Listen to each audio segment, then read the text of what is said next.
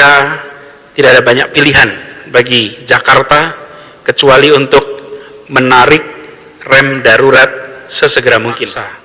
Kembali menerapkan pembatasan sosial berskala besar seperti pada masa awal pandemi dulu.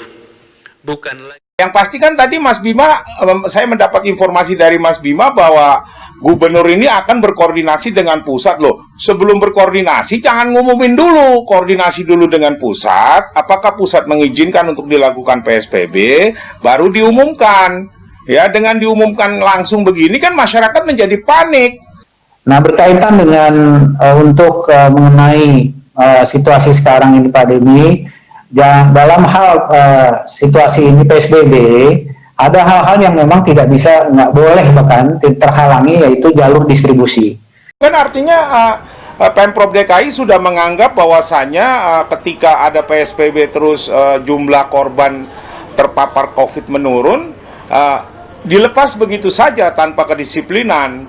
Ya, inilah yang menyebabkan akhirnya naik kembali jumlah yang terpapar COVID di DKI Jakarta. Jadi menurut Mas Arief seperti apa langkah yang harus diambil oleh Gubernur DKI Jakarta, Mas Arief?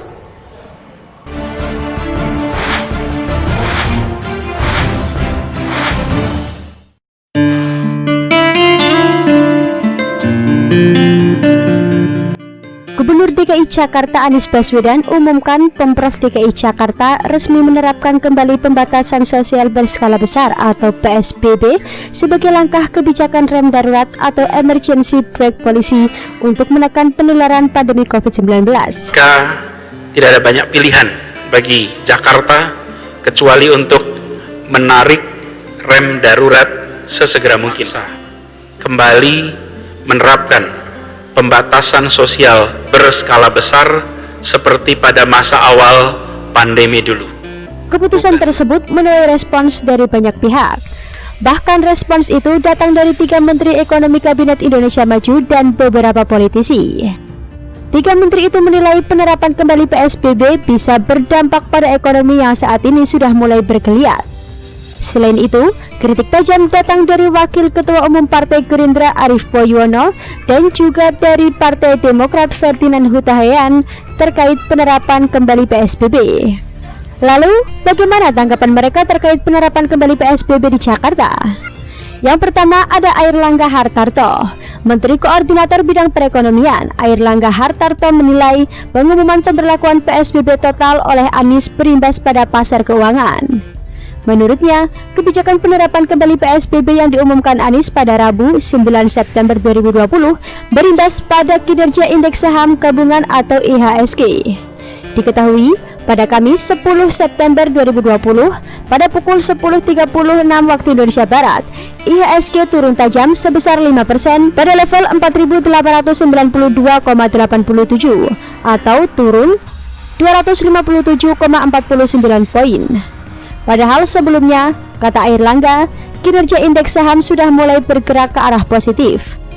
Beberapa hal yang kita lihat susah menampakkan hasil positif berdasarkan indeks sampai dengan kemarin, ujar Airlangga seperti dikutip Tribun News dari Kompas.com. Hari ini masih tidak pasti karena announcement Gubernur DKI tadi malam, sehingga indeks tadi pagi sudah di bawah 5.000, jelasnya. Menurut Airlangga, keputusan Anies untuk menarik rem darurat sangat berpengaruh terhadap perekonomian. Sebab, lanjut dia, kinerja perekonomian tak hanya dipengaruhi oleh kondisi fundamental, namun juga di kepercayaan masyarakat dan publik. Kita harus melihat gas dan rem ini. Kalau digas atau rem mendadak itu tentu harus kita jaga confident publik. Karena ekonomi tidak hanya fundamental, tapi juga sentimen, terutama untuk sektor capital market, terangnya. Yang kedua ada Agus Gumiwang. Menteri Perindustrian Agus Gumiwang mengatakan kinerja industri manufaktur bakal kembali tertekan akibat keputusan penerapan kembali PSBB. Menurutnya, hal itu akan semakin parah bila wilayah lain juga menerapkan hal serupa. Ya, dari beberapa berita bahwa DKI kembali akan menerapkan PSBB ketat, dan ini tentu sedikit banyak akan kembali mempengaruhi kinerja dari industri manufaktur yang ada di Indonesia, apalagi kalau nanti diikuti oleh provinsi-provinsi lain yang ada di Indonesia yang kembali menerapkan PSBB yang ketat. Kita melihat bahwa industri yang sudah melihat ini ya kami khawatir nanti akan mendapat tekanan, tapi memang yang perlu juga kami sampaikan bahwa bagi pemerintah kesehatan masyarakat itu merupakan suatu hal yang tidak bisa ditawar-tawar. Agus menjelaskan, industri manufaktur merupakan penyumbang terbesar perekonomian Indonesia. Tertekannya kinerja industri manufaktur bakal berpengaruh besar terhadap kondisi perekonomian secara keseluruhan. Selain mempengaruhi kinerja manufaktur, Agus menilai pengetatan PSBB juga bakal mempengaruhi agenda pemerintah untuk melakukan substansi impor. Banyak yang bilang terlalu ambisius, tapi kita jalan terus dalam program ini. Dengan catatan kalau PSBB kembali diketatkan bukan hanya di Jakarta, tetapi daerah lain. Ini akan pengaruhi program substitusi impor, jelasnya. Yang ketiga adalah Agus Supramanto. Menteri Perdagangan Agus Supramanto meminta jalur distribusi tak dihalangi agar rantai pasok terjaga bila PSBB kembali diterapkan.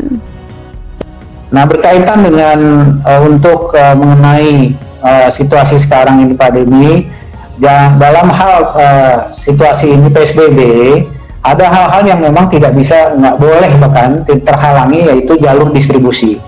Jalur distribusi ini di setiap PSBB pun ini yang diutamakan, tetap berjalan sehingga supply chain-nya tidak terganggu.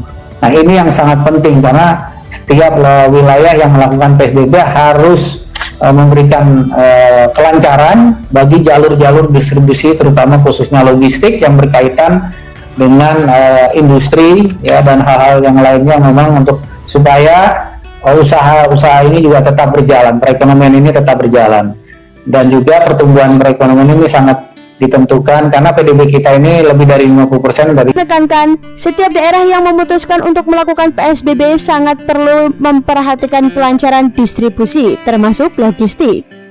Ini untuk mendorong kegiatan di sektor prioritas tetap berjalan sehingga perekonomian terjaga. Karena PDB, produk domestik bruto, kita 50%-nya adalah konsumsi. Kalau distribusi ini tidak lancar, akan mengganggu PDB kita, jelasnya. Yang keempat ada Arief Poyono. Wakil Ketua Umum Partai Gerindra Arief Poyono memberikan kritikan tajam atas keputusan Anies yang kembali menerapkan PSBB. Bahkan Arief mengatakan Anies sudah layak dinonaktifkan dari jabatannya sebagai Gubernur DKI Jakarta. Arief beralasan bahwa kebijakan Anies menetapkan kembali PSBB di Jakarta telah melanggar peraturan kedaruratan. Anies sudah layak dinonaktifkan karena penetapan PSBB wilayah tidak bisa tanpa sepengetahuan pemerintah pusat, dalam hal ini Presiden Jokowi, kata Arief dalam keterangannya yang dikonfirmasi tribunnews.com. Lah, yang pasti kan tadi Mas Bima, saya mendapat informasi dari Mas Bima bahwa Gubernur ini akan berkoordinasi dengan pusat loh. Sebelum berkoordinasi jangan ngumumin dulu, koordinasi dulu dengan pusat. Apakah pusat mengizinkan untuk dilakukan PSBB, baru diumumkan. Ya, dengan diumumkan langsung begini kan masyarakat menjadi panik. Menurut Arief, pengumuman Anies secara sepihak memiliki dampak lebih berbahaya karena menyebabkan ketakutan yang luas di masyarakat yang tengah mencoba bangkit kembali dalam era kenormalan baru. Kalau dibiarkan, maka Anies akan mendelegitimasi pemerintahan Presiden Jokowi, jelasnya. Sedangkan dari politisi Partai Demokrat Ferdinand Huta Hayan mengkritik habis-habisan Gubernur DKI Jakarta Anies Baswedan. Anies yang baru saja menyebut dirinya terpaksa kembali menarik rem darurat dan memperlakukan kembali pembatasan sosial berskala besar di Jakarta disebut sok pintar sendirian oleh Ferdinand. Tak heran Jakarta kembali darurat COVID-19. Klaim kota paling siap hadapi COVID. Efek kejut antrian angkutan umum. Bersyukur temukan positif COVID. Izinkan demo dan kerumunan politik. Berlakukan ganjil genap. Sekarang tarik rem darurat. Andai dari dulu Bapak tidak sok pintar sendirian, Jakarta tidak begini Pak Gub. Tulis Ferdinand di akun Twitternya pada Kamis 10 September 2020.